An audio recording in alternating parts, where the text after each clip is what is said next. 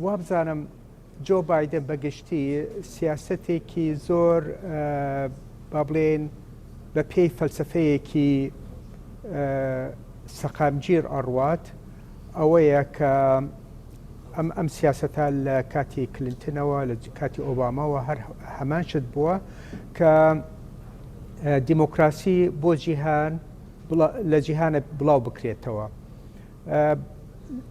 بۆ ئەو مەبەستە بزەبت ناتوانین بڵێین وردەکاریەکانی ئەم سیاستە چۆنە بێت لە عێراقا بەڵام حتمما جۆ بایدن سیاسەتی جۆ بایدن پشتیوانی ئەکات لەو هێزانە یا لەو سیاستانە کەوا دیموکراسیەت بەرەو پێشەبات هەڵبەتە پێم وایە جۆ بایدن وەکو سەرۆکەکانی پێشوش هەرچەند لە کاتی خۆیدا جۆ بایدن پێشنیاری ئەوەی کردبوو کەوا عێراق بکرێتە سێ بەش یا پشتیوانی لە سربەخۆیی کوردستانە کرد بەڵام نازانم یعنی ئیستاکە ئەو هێشتا هیچ ڕوونیەک نییە لەو سیاسەتەیە بەس من پێم وایە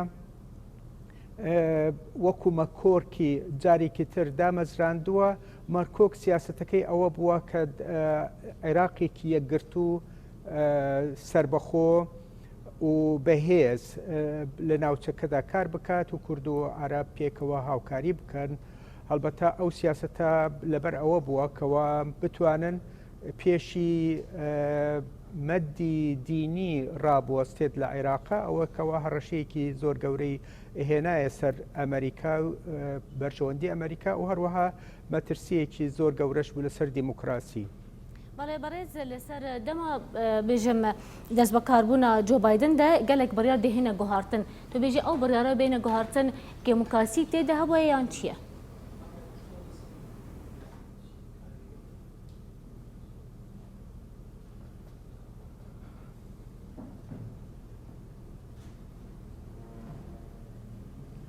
بەڕاستی دەنگەکە ئەبچڕێت دەنگەکە بچڕێت دەنگەکە بچێت هیچ نەمبی. بەڵێ بەڕێز دیگەل دەست بەکاربوونا جۆ بایدندا گەلێک بڕیار دهێنە هەڵوشاندن و دهێنە بێژم ئەپدێت بکەن هەنێک بڕیاران توێژێ ئەو بڕیارە دهێنە چارەسەرکردن ئەبێژم دیموکراسی تێدا هەبوونە یان چییە؟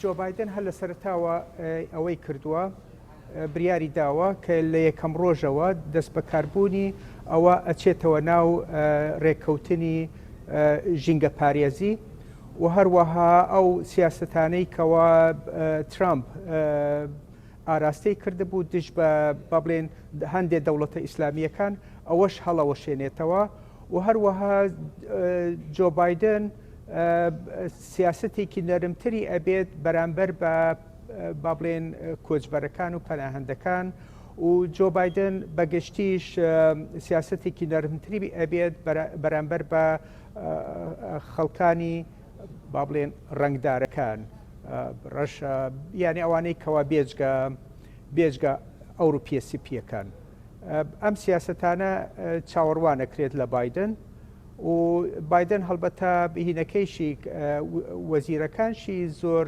لە ڕەگەزی جۆرا و جۆر هاتوون تەنانەت کاملە هاریس کە هیندی و ڕەشی جەمایکیە وابزانم ئەمانە هەموو خەڵکانێکی ڕەگەزی جیاوازن بۆیە ئەم شتانە هەموو ڕەنگەداتەوە لە سیاسەتی جۆ بایدنە جۆ بایدن وابزانم سیاستێکی چاکتر بەرپاکات لە ئەمریکا خۆیدا و ئاشکرایە کە لە ئەوروپایە زۆر بە خێرهاتنی بایدن ئەکرێت چونکە ترامپ هیچ سیاستێکی ئەوە ناکرا پێشببینی ناکرا ئینسانێکی با بڵێن سیاسی نەبوو بزنسمانێک بوو بزنسمانێکی فاشلش بوو بە درۆدە لەسەر خۆی کردبووە ئەلەساس بلیۆنێرە هەڵبەتە بلیۆنێرە بەس بۆ شێوەیە نەبووەوە خۆی لە هەڤاتن دیگەڵ ئیرانی دەبکێت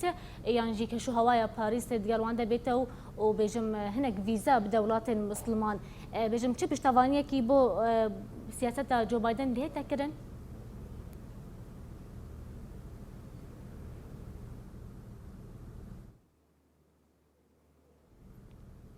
بەڕاستی خۆی مەسەلەی ئیران مشکلەیەکی با بڵێن ئەمریکا نییە. ئەمریکا ئیران وابزانمەوە دیارە عێراقی وێران کرد لە بەرژەوەندی خۆیە بۆ ئەوەی شەڕەکە لە ناو عێراقا بهێڵێت و ئەو شەڕە نەچێتە ناو ئیران. ئیران دیارە لە زۆربەی وڵاتەکانی جیهانە پاڵپشتی تۆرۆریزم ئەکات. ئیجا ئەمریکا ئیران هەر ئەمێنێتەوە کەەوە کێشەیەک بۆ جیهان. ئیران هەڵبەتە ئایدۆلۆژیەکی هەیە کە ئەو ئایدۆلۆژیایە ناگونجێت لەگەڵ جیهانێکی با بڵێن لیبرال کەوا داوای ینی بە پێی ژیری یا ریزن عەقڵ بەڕێوە بچێت. ئیران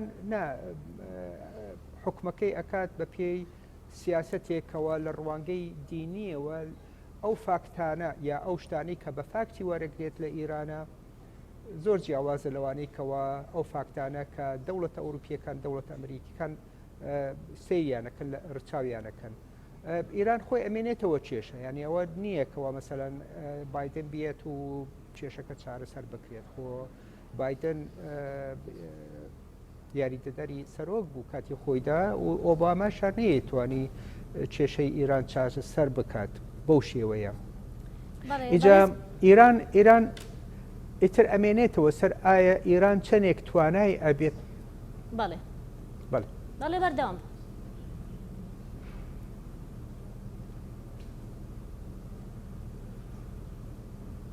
ببوورە.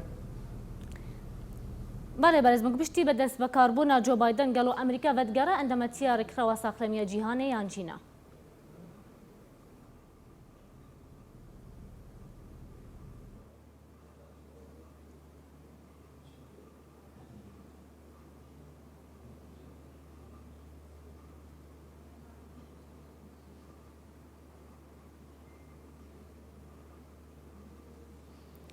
بەڵێ بەرز دەنگە متکی؟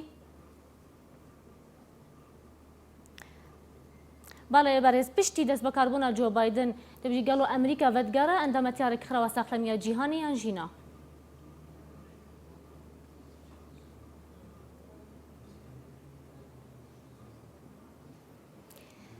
دیارە ئاریشەیەکی تەکنیکی جەمێوانیمە دروست بووە؟ من پێم وایە بەردەوامە بێت.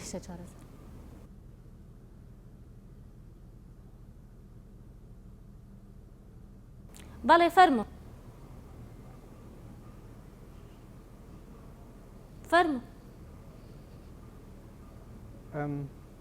بەڵێ من پێم وایە ئەمریکا هەڵبەتە کێشەی زۆرە، کێشەی ئابووری هەیە، کێشەی کۆرۆنای هەیە. ئەو کێشەیە کەوا لەلایەن سینەوە زۆر بە ئاسانی چارەسەر کرا، بەس ترامپ ماوەیەکی زۆر دوور و درێژ ئەو کێشەیە زۆر خراپتر کرد. ئەمریکا ئەو توانایی جارانی نەماوە، هەرچەند ئێستاکەش هەر یەکەم هێزی ئابووری و ئەوەیە ئابووری و لەشکریە سەربازیە، بەڵام ئەو هێزەی جارانی نەماوە. ئیجا بە پێی تواناکانیان بە پێی ئەو کێشانەی ناوخۆی ئەمریکا ئەبێت سیاسەتێکی تر دابڕێژن. یعنی ئێستاکە لە ئەمریکایە دابڕانێکی دووبەرەکیەکی زۆر گەورە ڕووی داوە. ئەو یعنی خەڵکانێکی 71 ملیۆن هەڵبەتە دەنگیاندا بە ترامپ. ئەم 71ەکە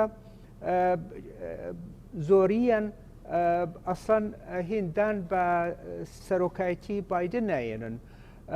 ئەوانە ئایا چی کێشەیەلێکی زۆر ڕەنگە کێشەیەکی زۆر گەورە بۆ ئەمریکا دروست بکات. هەڵبەتە ئەمە یعنی کێشەی ئەمریکا، کێشەی کۆمەڵایەتی ئەمریکا کێشەیەکە دیسان هەروەکو لێرەیە ئێمە ئەو کێشەیەمان هەیە نێوان با بڵێن ئەلمانیەت و نێوان ئاین لەوێشە هەمان ئەو کێشەیە. زۆربەی ئەوانەی کەوا دەنگیاندا بە ترامپ خەڵکانی ئاینی بوون، هەڵبەتە خەڵکانێکی ئاینی زۆرش دەنگیاندا بە بایدن، بەس بە ڕێژە بەوان زیاتر بوون. ئەم کێشەیە ئەمێنێتەوە لە ئەمریکایە. ئایا ئەم کێشەیە چی لە ئەمریکا ئەکات؟ یعنی ئەوەن ئێستاکە ئەمریکا ئەو ئەمریکایی پێش 10 ساڵ نییە پێش 20 ساڵ نییە ئەمریکایەکە ئیستاکە دووبەرەکی تێکەوتووە ئەمریکایەکەەوە خەریک بوو لە لێواری جەنگی ناوخۆیە بوو یعنی ئەمە ئەمریکا ئەبێت هێشتان ئیش کارێکی زۆر بکات لەسەر کۆمەلگاکەی خۆی بۆ ئەوی بتوانێت سیاسەتێکی پتە و لە سیاسەتێکی پتەوی دەرەکی بکە بڵێ بەڵێ دکتۆر شوان خورشید مامۆستای زانگەهێت گەرمە بوو لە هەولێری گەلێکی سپاس